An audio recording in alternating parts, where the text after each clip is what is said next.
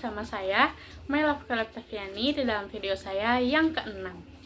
Nah, jadi di dalam video saya yang ke-6 ini, saya bakal menjelaskan lagi tentang odu, yang pastinya dong ya. Tentang odu, tentang piutang dan utang. Dimulai dari pengertian piutang, dan pengertian utang. Juga bakal saya jelaskan tentang fitur-fitur yang ada di odu tentang piutang dan utang ini. Kalian jangan lupa terus simak video ini ya guys. Yaudah, kita langsung ke penjelasannya yuk.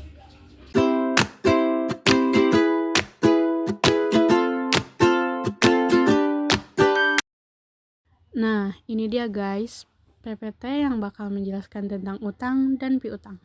Yuk, kita langsung aja. Nah, sebelum kita masuk ke penjelasannya, di sini saya bakal menyebutkan daftar isi untuk penjelasan berikutnya. Jadi yang pertama itu ada pengertian utang, pengertian piutang, fitur-fitur utang, dan fitur-fitur piutang. Yang pertama ada pengertian utang atau account payable.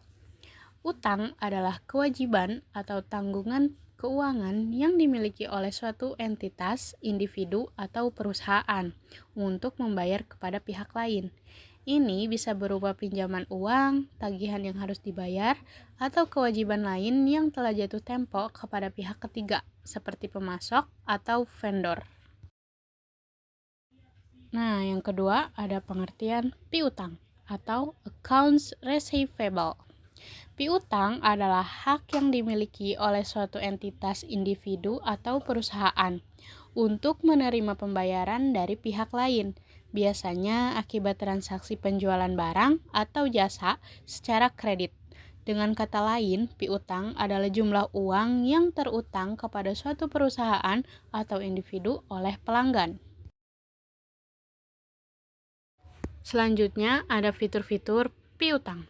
Yang pertama, pembuatan faktur penjualan atau customer invoice. Fitur ini memungkinkan pembuatan faktur penjualan secara manual atau otomatis dari pesanan penjualan atau sales order. Yang kedua, ada pencatatan pembayaran atau payment recording. Fitur ini menerima pembayaran dari pelanggan yang dapat dicatat, termasuk metode pembayaran seperti transfer bank, cek, atau pembayaran online.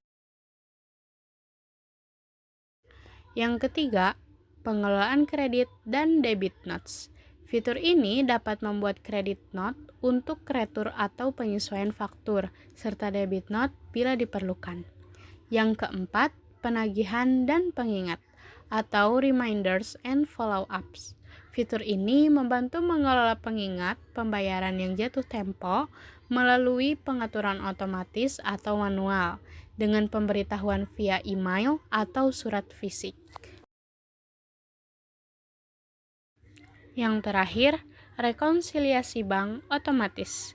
Rekonsiliasi pembayaran dengan entry bank yang masuk secara otomatis melalui fitur bank statement. Yang selanjutnya ada fitur-fitur utang. Yang pertama, pembuatan faktur vendor atau vendor bills. Fitur ini dapat membuat dan mencatat faktur dari vendor atau pemasok, baik secara manual maupun otomatis dari pesanan pembelian atau purchase order. Yang kedua, pengelolaan pembayaran kepada vendor. Fitur ini mengelola dan mencatat pembayaran ke vendor sesuai faktur yang diterima, termasuk pengelolaan syarat dan pembayaran. Yang ketiga, pencatatan kredit dan debit notes dari vendor.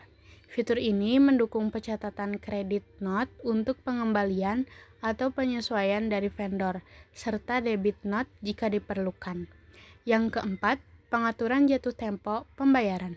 Fitur ini mengelola tanggal jatuh tempo pembayaran dengan laporan status utang yang dapat dikustomisasi untuk melihat kewajiban keuangan yang belum diselesaikan. Yang terakhir, rekonsiliasi bank otomatis. Sama seperti untuk piutang, Proses rekonsiliasi otomatis membantu mencocokkan pembayaran dengan entry rekening bank. Nah, teman-teman, ada juga laporan keuangan dan analitik. Yang pertama, laporan usia piutang dan utang atau Account Receivables and Payables. Memberikan laporan umur piutang dan utang untuk membantu analisis waktu pembayaran dan penerimaan. Yang kedua, dashboard keuangan atau Financial Dashboards. Memberikan gambaran keseluruhan tentang status keuangan bisnis, termasuk piutang dan utang, aliran kas, dan lainnya. Nah, berikut kesimpulannya.